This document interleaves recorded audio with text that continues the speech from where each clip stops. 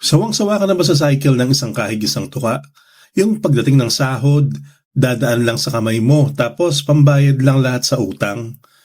Maniwala ka man o hindi, 2026 can be the year you finally break that cycle. Pero hindi ito mangyayari sa wishful thinking lang.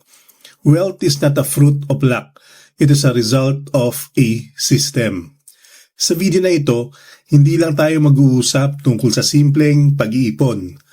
I am giving you the 2026 Wealth Guide, a step-by-step blueprint on wealth management, building an investment portfolio, and utilizing high-yield savings para ang pera mo ang magtrabaho para sa'yo.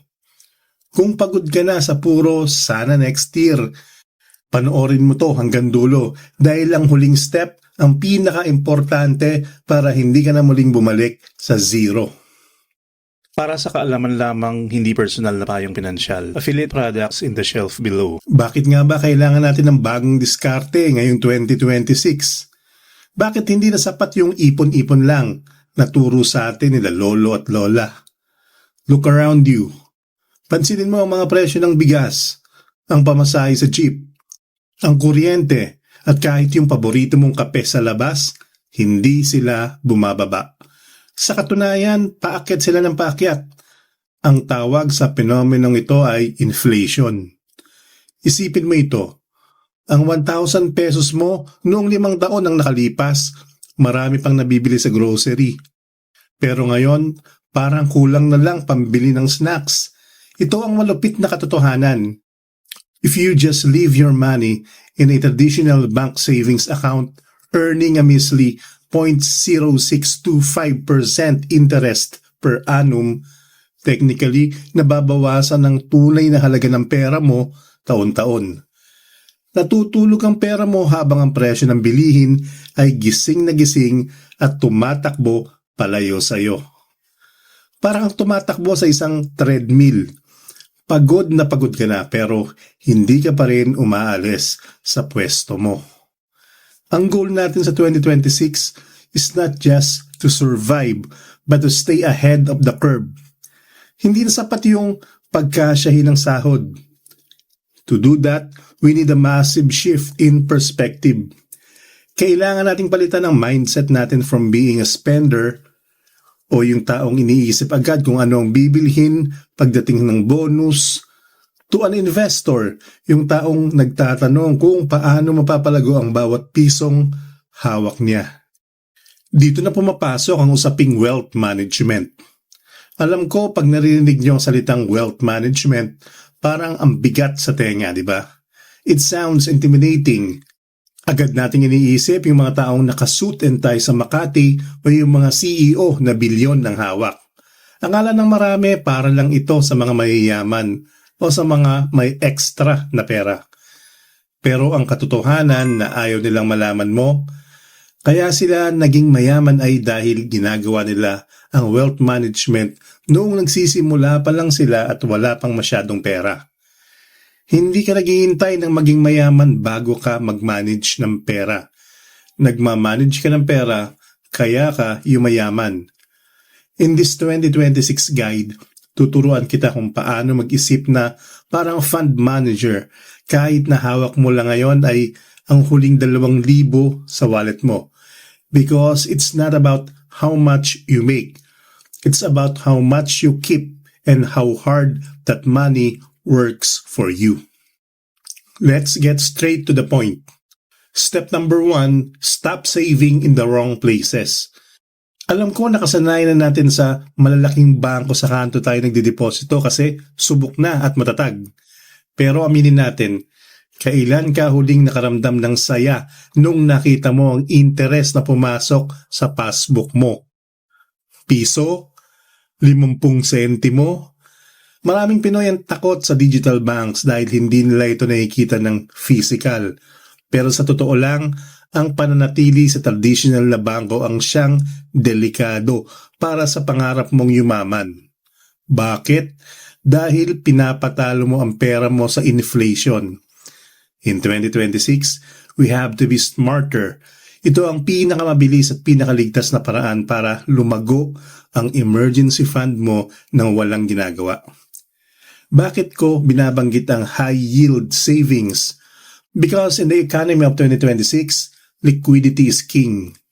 Ibig sabihin, kailangan mo ng pera ng mas mabilis hugutin pero kumikita habang nakatambay. Ang traditional banks, binibigyan ka lang ng barya. Madalas 0.10% o mas mababa pa. Pero ang mga digital banks like Maya, GoTime, Maribank or CIMB, they are game changers. Nag-aalok sila ng 4%, 6% o minsan hanggang 10% interest rates.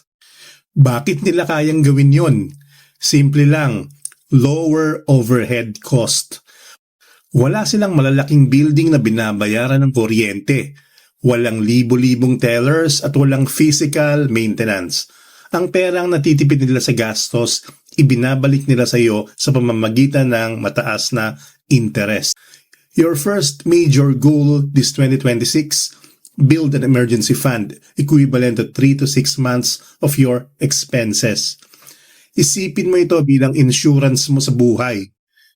Kung mawalan ka ng trabaho, kung magkaroon ng medical emergency, o kung biglang masiraan ang sasakyan, hindi ka kakabahan. Hindi mo kailangan mangutang sa kapitbahay o mag-pre-terminate ng investments. Pero ito ang catch. Huwag mo lang itambak ang fund na ito sa ilalim ng unan o sa isang account na walang galaw. Ilagay mo sa isang high-yield account na kumikita habang natutulog ka. Isipin mo kung may 100,000 pesos ka sa traditional bank, kumikita lang yan ng barya sa isang taon. Pero sa digital bank, pwedeng kumita yan ng sapat na pambayad na sa internet bill o kuryente mo buwan-buwan nang wala kang ginagawa. This is an absolute first step of building your investment portfolio. Many people jump straight into stocks or crypto without a safety net. And that is the recipe for disaster. We are protecting your downside. Bago tayo sumugod sa giyera para yumaman, sinisiguro muna natin na matatag ang iyong depensa. Kapag alam mong secured ang pamilya mo dahil may high-yield emergency fund ka, mas magiging matalino at kalmado ka sa paggawa ng mas malaking investment decisions sa hinaharap. Let's have a heart-to-heart talk for a moment. Ito ang masakit na katotohanan na hindi sasabihin sa iyo ng mga flashy investment ads. Hindi kaya yaman kung ang interest ng utang mo ay mas mataas kaysa sa interest na kinikita ng investments mo. Isipin mo ito, proud ka dahil kumikita ang stocks mo ng 8% sa isang taon. Pero yung credit card debt mo naman ay naniningil ng 3% kada buwan. That's 36% sa isang taon. In physics, that's like trying to run forward while a giant elastic band is pulling you backward. You're working hard, but you're actually losing ground. If you have credit card debts, personal loans, or worse, yung mga 5-6 na online lending apps na may predatory interest rates, your priority in 2026 is not stocks. It's not crypto. Your priority is debt snowball method. Bakit snowball? Isipin mo yung maliit na bola ng niebe sa tuktok ng bundok habang gumugulong ito pababa. Kumukuha ito ng bigat at bilis hanggang sa maging higante itong avalanche. Ganyan ang gagawin natin sa utang mo. Here exactly how you do it. First, list all your debts. Isulat mo lahat sa papel o sa Excel. Mula sa utang mo sa pinsan mo, sa credit card, hanggang sa loan sa motor. I-arrange mo sila from smallest to largest balance. Huwag mo munang pansinin ang interest rates. Bakit? Dahil ang laban na ito hindi math problem. Ito ay behavior problem. Second, pay the minimum on everything. Huwag kang mag-skip ng payment para hindi masira ang credit score mo o hindi ka maharas. But, And this is the secret sauce. Every extra peso you have, lahat ng matitipid mo sa kape, lahat ng side hustle income mo, ibuhos mo lahat sa pinakamaliit na utang. Kapag nabayaran mo na yung pinakamaliit na utang na yon, may mararamdaman ka.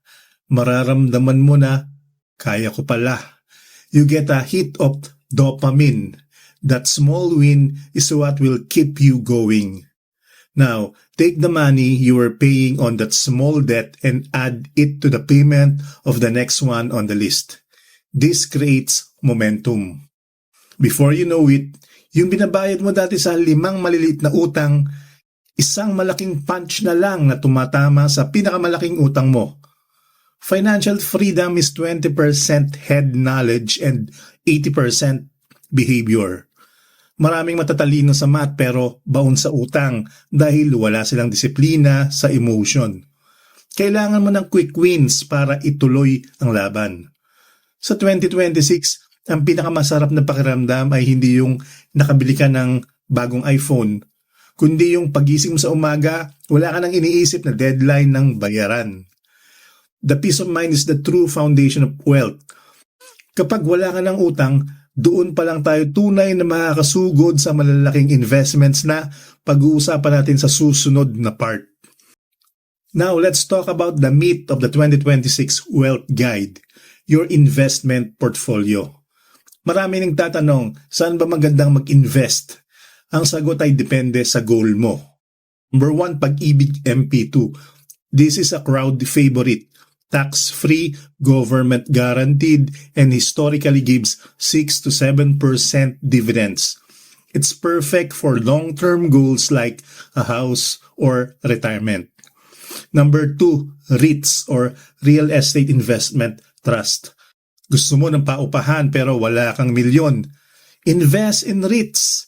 Parang bumili ka ng maliit na parte ng mga malls or office buildings at binabayaran ka nila ng dividends quarterly or annually. Number 3, dividend stocks. Look for companies that share the profits. This is the ultimate passive income. Number 4, digital assets. For the younger generation, a small percentage, maybe 5%. They can go to crypto or ETF, but only if you have the stomach for the risk. Remember, diversity is the only free lunch in finance. Huwag mong ilagay lahat ng itlog mo sa iisang basket lang. The biggest reason why people fail the resolutions is because they rely on willpower. In 2026, we rely on automation. Set your bank to automatically transfer 20% of your income to your high-yield savings or your investment account the moment your salary arrives. If you don't see the money, you won't spend it. This is paying yourself first. Ito ang sekreto ng mga bilyonaryo na hindi itinuturo sa school. At the end of the day, ang pera ay tool lang. We want financial freedom, not because we want to be greedy, but because we want choices. We want the choice to leave a job we hate, the choice to spend more time with our family, and the choice to help others without worrying if may matitira pa sa atin. Ang 2026 ay pwedeng maging ordinaryong taon lang o pwedeng ito ang taon na magbago ng buhay mo. The difference is your diskarte. If you found value in this 2026 Wealth Guide, please hit the like button and subscribe. It helps the channel reach more Filipinos who need financial awakening. Tandaan, sa pagyaman, walang shortcut. Pero may tamang daan. Kita-kits tayo sa susunod na video.